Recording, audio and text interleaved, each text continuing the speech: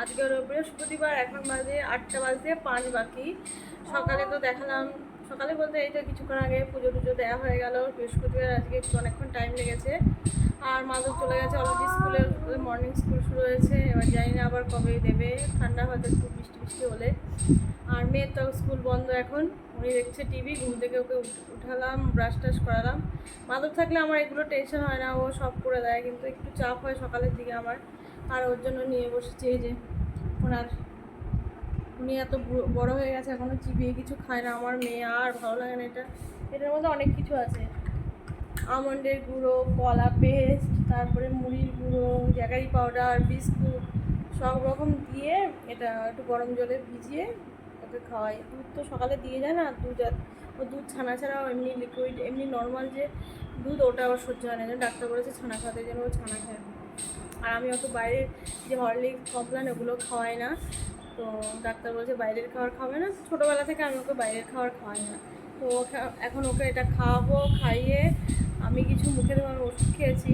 কালকে ডাক্তার দেখিয়েছি, আমি ব্যাঙ্গালোরে অনলাইনে ডাক্তার দেখাই, কারণ যাওয়া তো সম্ভব না। উনি সুগারটা একটু বেশি, তো অনেক রকম ওষুধ দিয়েছে, মানে 10 রকমের। তো ওগুলো কখন খাবো আমার প্রথমত তো মনে থাকবে না। তো একটা সকালে একটা খেয়েছি, খাওয়ার পরে আছে, এবার খেয়ে 15 মিনিট পরে কিছু মুখে দিতে হবে। তো তারপর রান্না বান্নার দিক, রান্না তো আজকে অনেক একটা সবজি করবো, ডাটা ফাটা দিয়েও কাটাকুটি আছে। আগে ভাত আর ডালটা বসিয়ে দেবো।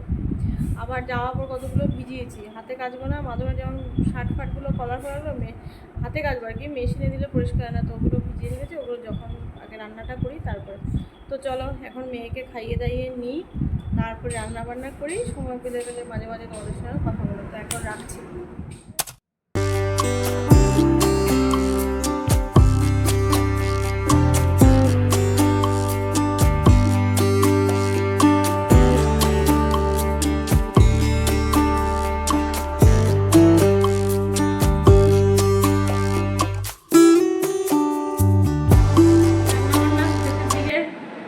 ডাল করলাম, আলু পোস্ত দেখলে, আর একটা পাঁচমিশালি সবজি করেছি।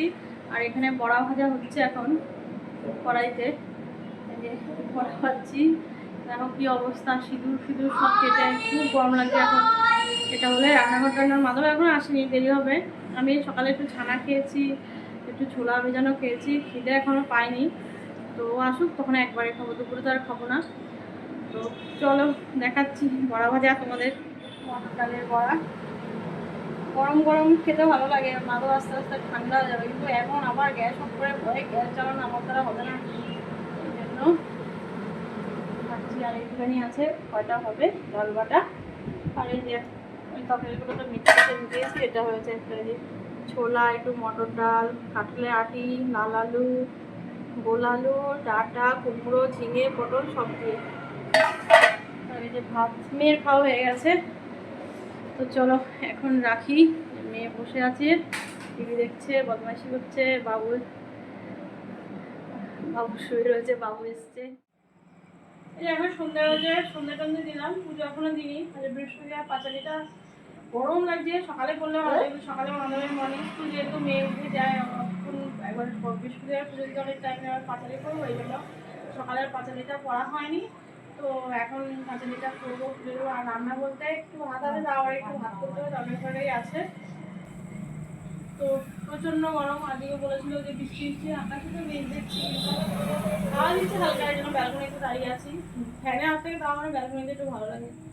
তো আজকে আর কী করবো বলো, ব্লগটা এখানে শেষ করি আজকের মতো। আশা করছি তোমরা সবাই খুব ভালো লাগবে, সুস্থ হবে। টাটা।